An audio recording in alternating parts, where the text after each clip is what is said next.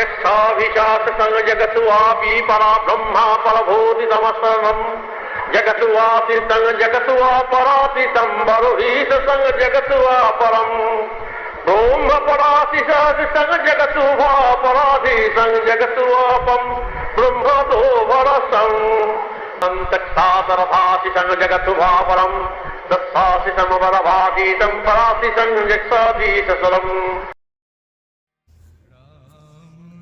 রাম নারায়ণ রাম, রাম নারায়ণ রাম, রাম নারায়ণ রাম। পরম বিস্ময় বালক ঠাকুর নামক যে বইটি থেকে পাঠ করে শোনাচ্ছিলাম, আজকে সেই বইতে আগের দিন যতটা বলা হয়েছিল বা পাঠ করা হয়েছিল, আজকে তার পরবর্তী অংশটা পাঠ করে শোনাচ্ছি। আগের দিন ঠাকুরের আবির্ভাব নিয়ে কিছুটা আলোচনা করা হয়েছিল, আজকে বিস্তারিতভাবে আলোচনা করার কথা ছিল। তো আজকে বিস্তারিতভাবে ঠাকুরের শ্রী ঠাকুরের আবির্ভাব, বা যাকে আমরা বলি জন্ম, তো সেইভাবে তো জন্ম না, এটাকে আবির্ভাব বলাই সঙ্গত। কারণ জন্মের মধ্যেও একটা অলৌকিকত্ব বা একটা সুপারন্যাচুরাল পাওয়ারের প্রকাশ বা মিরাকেল লক্ষ্য করা যায়, যেটা কোনো মানুষের জন্মে সেরকম দেখা যায় না। তো ঠাকুরের যে আবির্ভাব, সেই আবির্ভাব সম্বন্ধে কেউ কি জানতেন? আগের দিন এই প্রশ্নটা করে পাঠ শেষ করেছিলাম। তো জানতেন অনেকেই। মহাপ্রভু স্বয়ং তার মাতুল বিষ্ণুদাস ঠাকুরের নিকট, মানে কাছে ভবিষ্যৎবাণী অর্থাৎ ফিউচার প্রেডিকশন করেছিলেন যে তিনি আবার তার মাতুল বংশের ত্রয়োদশ অর্থাৎ 13 উত্তর পুরুষ অর্থাৎ সাকসেসর বা 13th জেনারেশনে ভাগিনেয় রূপে অর্থাৎ ভাগিনেয় রূপে অবতীর্ণ হবেন অর্থাৎ আবির্ভাব হবেন, অ্যাপিয়ার করবেন, হয়ে তার অসমাপ্ত কাজ অর্থাৎ আনফিনিশড টাস্ক শেষ করে যাবেন। বিষ্ণুদাস ঠাকুরের কর্চয় অর্থাৎ লেখা, এবং তার জামাতা অর্থাৎ জামাতা কবি গোপীনাথ কণ্ঠাভরণের রচনায় সে কথা তো পাওয়াই যায়। তাছাড়া বিষ্ণুদাস ঠাকুরের বংশে মহাপ্রভুর ভবিষ্যৎবাণীর কথা বংশ পরম্পরায় অর্থাৎ জেনারেশন আফটার জেনারেশন সেটা চলে আসছে। তাই বিষ্ণুদাসের দশম অর্থাৎ 10th উত্তর পুরুষ অর্থাৎ ফিউচার জেনারেশন বা ফিউচারে যারা আসছে অর্থাৎ সাকসেসর, 10th সাকসেসর যিনি হবেন তার নাম হচ্ছে যিনি হরনাথ শিরোমণি। তার পুত্রের বিবাহ বাসরে অর্থাৎ তার ছেলের বিবাহ বাসর অর্থাৎ ওয়েডিং সেরেমনিতে ঘোষণা করেছিলেন যে সেই বিবাহজাত এক কন্যার গর্ভেই অর্থাৎ যেই কন্যা বা ডটারের যে ম্যারেজ হবে তার গর্ভেই অর্থাৎ তার কাছেই মহাপ্রভু আবার আসবেন, এটা ভবিষ্যৎবাণী ছিল। তো এটা ভবিষ্যৎবাণীটা কোথায় ছিল? এটা স্বয়ং মহাপ্রভু তার মাতুল অর্থাৎ মামা বিষ্ণুদাস ঠাকুরের কাছেই ভবিষ্যৎবাণী বা প্রেডিকশনটা করেছিলেন। এটা একটা প্রফেসি যেটাকে আমরা বলি করেছিলেন, এবং তিনি আবার তার মাতুল বংশের, এবং এটাও বলেছিলেন যে মাতুল বংশের অর্থাৎ 13th জেনারেশনে অর্থাৎ 13th যে সাকসেসর হবে সেইখানে তিনি ভাগ্নেয় রূপে অবতীর্ণ হয়ে, মানে ভাগনা রূপে আসবেন, এসে তার আনফিনিশড টাস্ক শেষ করে যাবেন। তো লেখাটা কোথায় পাওয়া যায়? বিষ্ণুদাস ঠাকুরের কর্চায় এবং জামাতা কবি গোপীনাথ কণ্ঠাভরণের রচনায় সে কথা পাওয়া যায়। এটি ন্যাশনাল লাইব্রেরিতে আছে।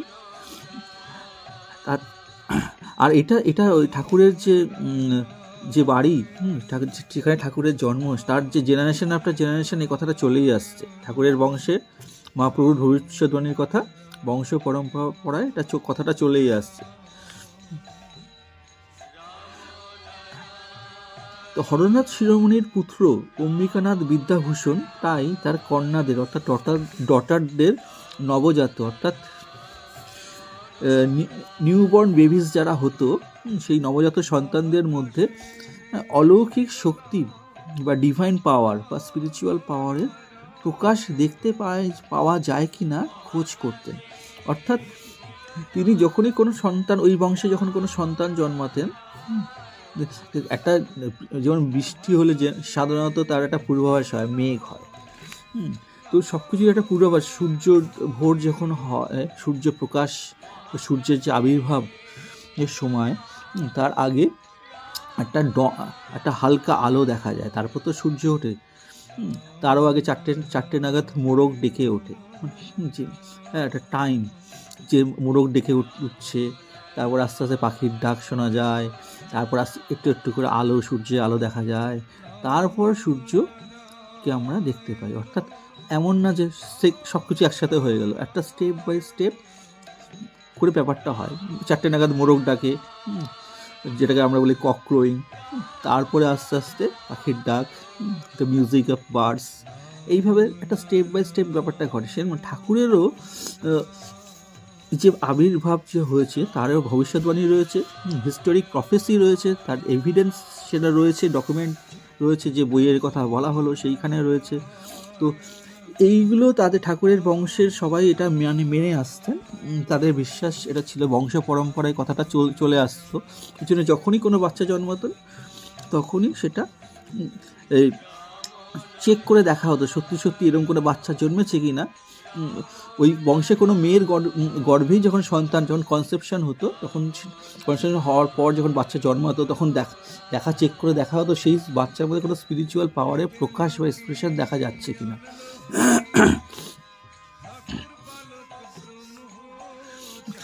তো শ্রী ঠাকুর যখন জন্ম নিলেন, অর্থাৎ তার যখন আবির্ভাব হলো, সাধারণ ভাষায় আমরা জন্ম বলে, তো আমি সেই জন্য সাধারণ মানুষের ভাষায় বলছি জন্ম নিলেন, আসলে কিন্তু ওটা ছিল ডিভাইন অ্যাপিয়ারেন্স।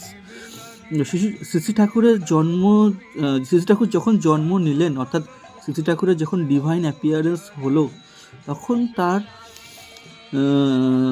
জিজ্ঞাসার প্রয়োজন হলো না, মানে কাউকে জিজ্ঞাসা করে সূর্য যখন ওঠে কাউকে জিজ্ঞেস করতে হয় না, আমরা কাউকে জিজ্ঞাসা করি আচ্ছা সূর্য কি উঠেছে, এখন কি ভোর হয়েছে, দিনের আলো কি ফুটলো, এখন কি দিন, আমরা অটোমেটিক বুঝে যাই, সূর্যের আলো দেখলে হ্যাঁ এখন দিন, কাউকে বলে বোঝাতে হয় না। তো কিছু কিছু জিনিস আছে যেগুলো অটোমেটিক যখন হয়, যেন ফুলের গন্ধ যখন নাকে আসে, ফুলের সুগন্ধ বা সুবাস, যাকে আমরা বলি অ্যারোমা বা প্লেজেন্ট স্মেল, সেটা যখন আমাদের নাকে আসে তখন কাউকে বলতে হয় না যে আচ্ছা এই গন্ধটা সুমিষ্ট গন্ধ, ফুলের সুন্দর গন্ধ, অটোমেটিক আমরা বুঝে যাই। কেউ আমাদের বলে দেয় দেখো এই গন্ধটা সুগন্ধ, ফুলের সুবাস, এরকম বলতে হয় না, আমরা অটোমেটিক বুঝে যাই। অর্থাৎ কিছু জিনিস আমরা অটোমেটিক বুঝে যাই, আর কাউকে বলে বোঝাতে হয় না বা আমাদেরকে পয়েন্ট আউট করে দেখিয়ে দিতে হয় না। তো এই বিষয়টাই বলা হচ্ছে যে যার জন্মের মধ্যে দিয়ে কাউকে জিজ্ঞাসা করে বলতে হলো না যে এই বাচ্চাটাই ডিভাইন সেই বেবি, যার কথা মহাপ্রভু তার ভবিষ্যৎবাণীতে বলে গেছেন, ভবিষ্যৎবাণী অর্থাৎ প্রেডিকশানে বা প্রফেসিতে বলে গেছেন। তো এই বিষয়টাই, অর্থাৎ কাউকে জিজ্ঞাসা করে বলতে হলো না যে আচ্ছা দেখো তো এইটা বেবি কিনা, এটা সেই ডিভাইন বেবি কিনা যার জন্য আমরা ওয়েট করে আছি জেনারেশন আফটার জেনারেশন, সেটা অটোমেটিক প্রকাশ পেল। সূর্য উঠলে যেমন অটোমেটিক প্রকাশ পায়, দিনের প্রকাশ হয়, আমরা জানতে পারি ঠিক যেদিন এই ডিভাইন বেবির জন্ম ও আবির্ভাব হলো, সেদিন সবাই জানতে পারলেন সেই ডিভাইন বেবি সত্যি সেই ডিভাইন বেবি যার কথা মহাপ্রভু তার ভবিষ্যৎবাণীতে বলে গেছিলেন। তো সেটাই বলা হচ্ছে যে শ্রী ঠাকুর যখন জন্ম নিলেন তখন আর জিজ্ঞাসার প্রয়োজন হলো না, তার জন্মের মধ্য দিয়ে অলৌকিকতা অর্থাৎ সেই ডিভাইন পাওয়ার প্রকাশ পেল বা এক্সপ্রেসড হলো, আর সেই বার্তা বা মেসেজ বৃদ্ধ অম্বিকানাথের কাছে ঠিকই পৌঁছালো। আজ থেকে প্রায় 100 বছর আগের কথা, মানে বইটা যখন লেখা হচ্ছে তখন থেকে প্রায় 100 বছর আগের কথা, আর এখন থেকে ধরলে তো অনেক বছর আগের কথা, কম করে 160 থেকে 70 বছর তো হবে এখনকার কথা যদি ধরি, বা তারও বেশি, বা 200 বছর হওয়ারই চান্স। তো আজ থেকে প্রায় 100 বছর আগের কথা, কাশীতে তখন বইটার প্রকাশ হয়েছিল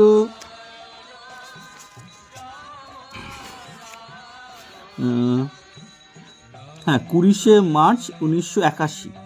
তাহলে এই বইটা যখন প্রকাশ হয়েছিল সেই সময় থেকে বলা হচ্ছে আজ থেকে 100 বছর। তাহলে এবার তার মানে কি, আর এখন থেকে যদি ধরি তাহলে নিশ্চয়ই আরও অনেক আগে। তো আজ থেকে প্রায় 100 বছর আগের কথা। কাশীতে তখন তৈলঙ্গ স্বামী, ইনিও একজন ডিভাইন এন্টিটি। যারা আধ্যাত্মিক জগতের খোঁজ রাখেন তারা জানেন তৈলঙ্গ স্বামী, লোকনাথ ব্রহ্মচারী, এরা খুবই ফেমাস স্পিরিচুয়ালি। তো কাশীতে তখন তৈলঙ্গ স্বামীকে সবাই জীবন্ত শিব জ্ঞানে ভক্তি করে। অর্থাৎ অনেক যারা তৈলঙ্গ স্বামীকে সেই সময় ভক্তি শ্রদ্ধা করতে বা তার যারা ফলোয়ার ছিল বা তাকে তার কাছে আত্মসমর্পণ করেছিল, তাদের কাছে তিনি ছিলেন জীবন্ত শিব, অর্থাৎ দ্য লিভিং শিবা। অর্থাৎ তারা শিব জ্ঞানী, অর্থাৎ শিবের মতন করে তাকে ভক্তি করত। কিন্তু সহজে কেউ তার ধারে কাছে ঘেঁষতে পারে না, মানে কেউ চাইলেই তার কাছে চলে যাবে, গিয়ে তার সাথে মিট করবে, কথা বলবে, এরকম ব্যাপারটা না। জেনারেলি যেটা দেখা যায়, যারা স্পিরিচুয়াল পাওয়ার আছে, মানে রিয়েল, ফেক না, যাদের রিয়েল স্পিরিচুয়াল পাওয়ার আছে, তাদের অনুমতি ছাড়া, কারোর ক্ষমতা নেই তার দেখা পাওয়া, তাদের কৃপা ছাড়া দেখা সম্ভব হয় না জেনারেলি। তার সেটাই বলা হচ্ছে যে কেউ তার কাছে ঘেঁষতে পারে না, তার কাছে যেতে পারে না। তো তার অন্তরঙ্গ ভক্ত লোকনাথ ব্রহ্মচারী তখন ঢাকা জেলার বারোদি গ্রামে, মানে উনি সেই সময় ঢাকা জেলার বারোদি গ্রামে বলে একটা গ্রাম আছে, গ্রামটির নাম বারোদি। সেই সময় লোকনাথ ব্রহ্মচারী ঢাকা বারোদি গ্রামে অবস্থান করছিলেন, অর্থাৎ ছিলেন আর কি, থাকতেন। অশ্বিনী চ্যাটার্জি তার ঘনিষ্ঠ পার্শ্বচর, ঘনিষ্ঠ মনে হচ্ছে ক্লোজ কানেকশন যার সাথে রয়েছে, ক্লোজ কম্পেনিয়ন, পার্শ্বচর অর্থাৎ কম্পেনিয়ন।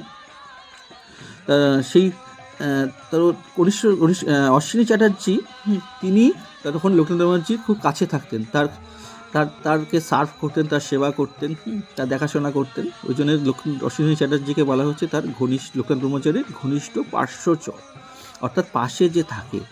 ঘনিষ্ঠ মানে খুবই ক্লোজ রিলেশন লোকনাথ ব্রহ্মচারীর সাথে তার ছিল এই অশ্বিনী চ্যাটার্জি। তো এই অশ্বিনী চ্যাটার্জি লোকনাথ ব্রহ্মচারীকে রান্না করে খাওয়াতেন, অসুখে তার সেবা শুশ্রূষা করতেন, অর্থাৎ তার দেখাশোনা করতেন, তাকে নার্স করতেন, টেক কেয়ার করতেন যখন তিনি অসুস্থ হতেন। লোকনাথ বাবা অশ্বিনীকে খুব স্নেহ করতেন। অশ্বিনী চ্যাটার্জি কিন্তু বেশি দিন লোকনাথ ব্রহ্মচারীর কাছে থাকতে পারলেন না। তার ইচ্ছা ছিল লোকনাথ ব্রহ্মচারীর সেবা করেই জীবনটা কাটিয়ে দেবেন। লোকনাথ বাবা একদিন অশ্বিনীকে ডেকে অর্ধমন্ত্র দিয়ে বললেন, অর্ধমন্ত্র অর্থাৎ মন্ত্রটা কমপ্লিট করলেন না, একটা ডিভাইন মন্ত্র, অর্থাৎ মন্ত্রা, ইংলিশে মন্ত্রা বা ডিভাইন ওয়ার্ডস, যেটা আমাদের যে 7 স্পিরিচুয়াল যে লেভেল আছে, যেটাকে আমরা বলি, আমাদের শাস্ত্রে বলা আছে চক্রা বা চক্র বাংলায়, সেই চক্রগুলোকে অ্যাওয়েকেন বা জাগাতে গেলে বা অ্যাক্টিভেট করতে গেলে এই ডিভাইন মন্ত্রা যেটা, সেটাকে বা ডিভাইন ওয়ার্ডস যেটা, সেটাকে চান্ট করতে হয়, রিপিট করতে হয় বারে বারে। তো সেই বা মেডিটেশনের মাধ্যমে সেটা করা যায়, জপ ধ্যান যেটাকে বলা হয়। তো এই লোকনাথ ব্রহ্মচারী কী করলেন, এই অশ্বিনী চ্যাটার্জির খুব নাছোড়বান্দা ছিলেন, মানে উনি চাইতেন যে লোকনাথ ব্রহ্মচারী তাকে ওনাকে স্পিরিচুয়ালি কোনো মন্ত্র দিক, তাকে দীক্ষা দিক, যাতে তিনি তার স্পিরিচুয়াল পাথ বা স্পিরিচুয়াল জার্নি সেটা শুরু করতে পারেন। তো লোকনাথ ব্রহ্মচারী কী করলেন, একদিন অশ্বিনীকে ডেকে অর্ধমন্ত্র, অর্থাৎ মন্ত্রটা পুরো কমপ্লিট করলেন না, হাফ মন্ত্রটা তাকে দিলেন, দিয়ে বললেন যে অর্ধ শতাব্দী অর্থাৎ হাফ শতাব্দী অর্থাৎ সেঞ্চুরি, অর্থাৎ অর্ধ শতাব্দী পর, অর্থাৎ 50 বছর পর এক পূর্ণ ব্রহ্ম অবতার তার অর্ধ মন্ত্র পূরণ করে দেবেন। অর্থাৎ অশ্বিনী চ্যাটার্জিও এটাও একটা ভবিষ্যৎবাণী করে রাখলেন বা প্রফেসি করে রাখলেন লোকনাথ বাবা, এই বলে যে সেই সময় থেকে 50 বছর পর একজন ডিভাইন বিং বা ডিভাইন এন্টিটি জন্মগ্রহণ করবেন, অর্থাৎ আবির্ভাব হবে তার এই পৃথিবীতে। তিনি অশ্বিনী চ্যাটার্জিকে ঘরে ফিরে গিয়ে সংসার ধর্ম পালন করতে বলেন, আর বললেন ওই যিনি আসবেন তিনি তাকে তার অর্ধমন্ত্রটা পূরণ করে দেবেন। তো গুরু নির্দেশ শুনে অশ্বিনী কান্নায় ভেঙে পড়লেন। তো লোকনাথ ব্রহ্মচারী তাকে কাশিতে গিয়ে ত্রৈলঙ্গ স্বামীর সঙ্গে দেখা করতে বললেন, তুই তো ভালো রান্না করিস, বাবাকে বাংলাদেশে পরমান্ন রেঁধে খাওয়াস, তিনি খুব খুশি হবেন। তো সেদিনই তিনি কাশী অভিমুখে রওনা হলেন, অর্থাৎ সেদিনই তিনি কাশীতে চলে গেলেন। তো এখানে আমরা কি জানলাম, যে লোকনাথ ব্রহ্মচারী তার শিষ্য অশ্বিনী চ্যাটার্জিকে অর্ধমন্ত্র দান করলেন এবং বললেন বাকি মন্ত্রটা সেই সময় থেকে, যে সময় ঘটনাটা হচ্ছে সেই সময় থেকে আর অর্ধ শতাব্দী অর্থাৎ 50 বছর পর একজন আসবেন, যিনি যাকে লোকনাথ ব্রহ্মচারী বলেছেন পূর্ণ ব্রহ্ম। তো তিনি আসবেন, এসে বাকি মন্ত্রটা পূর্ণ করে দেবেন। তো আজকে এই পর্যন্ত তা রাখছি। নেক্সট দিন বাকিটা লোকনাথ ব্রহ্মচারীর কথায় যে অশ্বিনী চ্যাটার্জি ত্রৈলঙ্গ স্বামীর কাছে গেলেন সেই বিষয়ে ঘটনাটি তুলে ধরব। রাম নারায়ণ রাম, রাম নারায়ণ রাম, রাম নারায়ণ রাম। ईरशैष संगजत्ता परमाधीश सरसाश संगजत्तम इष्टाशतीश नवजतुवाभी पर ब्रह्मा परवाधीश संगजत्तम